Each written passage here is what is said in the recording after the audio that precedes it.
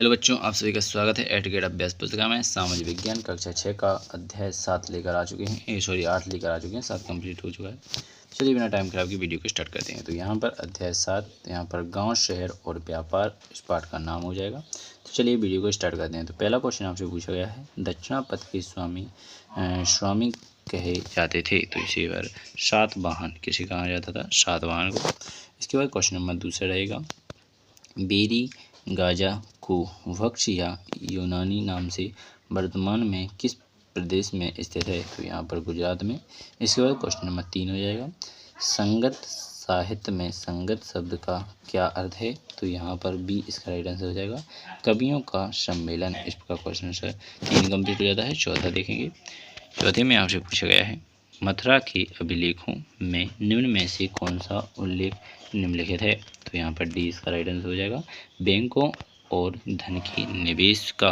इस प्रकार question answer आपका चौथा कंप्लीट होता है। पांचवा देखेंगे। पांचवें क्वेश्चन में पूछा गया है, कृषि के विकास में सिंचाई के लिए साधन थे। तो यहाँ पर ए और बी दोनों थे, अर्थात नहरें और कुएं, तालाब व कृत्रिम जलाशय। इस प्रकार आपका क्वेश्चन आंसर पांचवा भी ऑब्जेक्टिव क्वेश्चन कंप्लीट हो जाता है। खालिस्तान देखेंगे। तो पहले रिक्त स्थानों की पूर्ति में पहले का राइट आंसर आपका संगत हो जाएगा, दूसरे का आपका हम हो जाएगा, तीसरे का मथुरा हो जाएगा और चौथे का कानपुर और मुंबई हो जाएगा और पांचवे का आपका काला सोना हो जाएगा।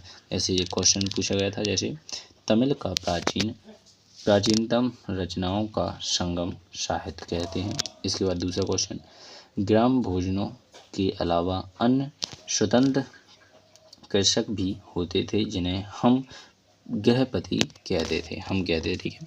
इसके बाद क्वेश्चन नंबर तीसरा हो जाता, लगभग 2000 साल पहले मथुरा कुषाणों की राजधानी बनी। इसके बाद चौथा हो जाएगा, कपड़ों के उत्पादन में महत्वपूर्ण केंद्र उत्तर में कानपुर और दक्षिण में मुंबई थे। इस प्रकार क्वेश्चन आंसर आपका चौथा कंप्लीट हो जाएगा। पांचवा देखेंगे, काली मिर्ची को रोमन साम्राज्य में काला सोना नाम से भी बुलाते थे। इस प्रकार क्वेश्चन आंसर खालिस्तान कंप्लीट हो जाते हैं। अब देखते हैं क्वेश्चन नंबर 7 को। तो क्वेश्चन नंबर 7 में आपसे पूछा गया है, भारतीय उपमहाद्वीप में लोहे का उपयोग लगभग कितने वर्ष पहले प्रारंभ हुआ था? तो भारतीय उपमहाद्वीप में लोहे का उपयोग लगभग 3000 वर्ष पहले प्रारंभ हुआ था।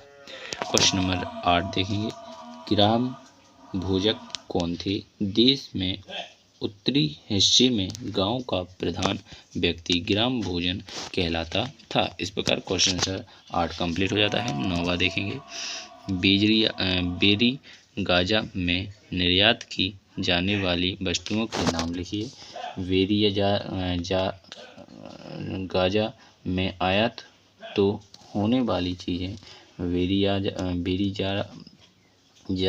गाजा में शराब, तांबा, टिन, शीशा, मूंगा, मुखराज, कपड़े, सोने, चांदी के सिक्कों का आयात होता था। प्रश्न 10वां, आयत सिक्कों से क्या आशय है? आहत सिक्के सामान्य आयताकार और कभी कभी वर्गाकार या गोल होते थे। ए या तो धातु की चादर को काटकर या तो धातु के तपते गोली गांव से बनाए जाते थे। इन सिक्कों पर कुछ लिखा हुआ नहीं था, बल्कि इन पर कुछ चिन्ह ठप्पे से बनाए जाते थे, इसलिए यह आहत सिक्के कहलाते थे। इस प्रकार क्वेश्चन आंसर आपका 10वां कंप्लीट हो जाता है। अब देखेंगे क्वेश्चन नंबर 11, मथुरा अभिलेख में किन कामगारों का उल्लेख है? उनके नाम लिखिए। तो यहाँ पर मथुरा अभिलेख में सुनारों, लोहारों, बुनकारों, टोकरी बनाने वाले, माला बनाने वाले और इन इत्र बनाने वालों का उल्लेख है। इस पर क्वेश्चन नंबर 11 कंप्लीट हो जाता है। 12वां देखेंगे, उत्तरी काले चमके पात्रों का निर्माण किस तरह किया जाता था? तो यहाँ पर यह एक कठोर चाक निर्मित धातु की सतह दिखने वाला तथा चमकदार काली सतह वाले पात्र हैं। इसे बनाने के लिए कुम्हार मिट्टी के बर्तन को भट्टों पर उचित तापमान पर रखते थे, जिसके परिणाम स्वरूप इन बर्तनों की बाहरी सतह काली हो जाती थी। इस प्रकार क्वेश्चन नंबर 12 कंप्लीट हो जाता है। अब देखें क्वेश्चन नंबर 13, अधिकार मेरु पतन का वर्णन कीजिए। तो यहाँ पर अधिकार मेरु में स्थित है। दूसरा हो जाएगा, यह शहर लगभग 2200 से 1900 वर्ष पहले एक पतन था। इसके बाद तीसरा हो जाएगा, अधिकारिणु पतन में दूर दूर से आए जहाज से सामान उतारे जाते थे।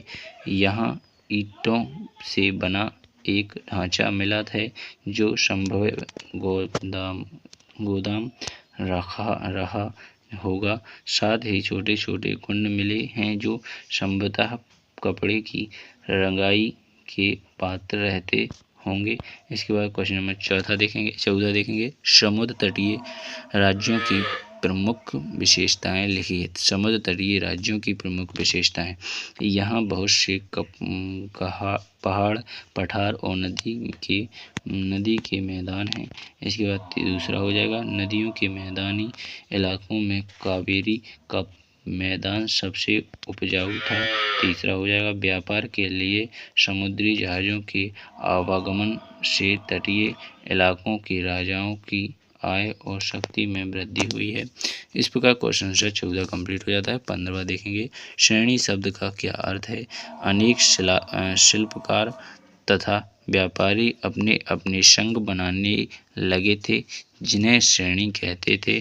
शिल्पकारों की श्रेणियों का नाम प्रशिक्षण देना, कच्चा माल उपलब्ध कराना तथा तैयार माल का वितरण करना था, जबकि व्यापारियों की श्रेणियां व्यापार का संचालन करते थे। इसके बाद क्वेश्चन नंबर 16 हो जाएगा, पाठ्य पुस्तक की प्रश्न 75 पर दिए गए औजारों के चित्र बनाइए एवं वर्तमान में उनका क्या उपयोग किया जाता है, लिखिए। पाठ्यक्रम पुस्तक में पृष्ठ क्रमांक 75 पर दिखाए गए लोहे के औजारों में हंसिया को उपयोगी खेती के लिए महत्वपूर्ण रखा जाता होगा। इसे किसान अपनी फसलों को काटने के लिए आज भी उपयोग करते हैं। कुल्हाड़ी यह उपयोग जंगलों के साफ करने तथा घरेलू आवश्यकताओं की पूर्ति करने के लिए किया जाता होगा। सांची यह उपयोगी खाना पकाते समय गर्म चीज़ों को पकड़ने के लिए किया जाता होगा। सांची का उपयोग प्रातः औजारों की तरह किया जाता होगा। इस प्रकार क्वेश्चन आंसर आपका 16वां कंप्लीट हो जाता है। इसी क्रम में पूरा पार्ट कंप्लीट हो जाता है। बिना टाइम खराब किए अध्याय 8 आपने कंप्लीट कर लिया। 9 के लिए वेट करिए, जल्दी से आ जाएगा। 7 अगर नहीं देखा है तो जाकर देख लीजिएगा। चलिए बिना टाइम खराब किए नेक्स्ट वीडियो में अगली वीडियो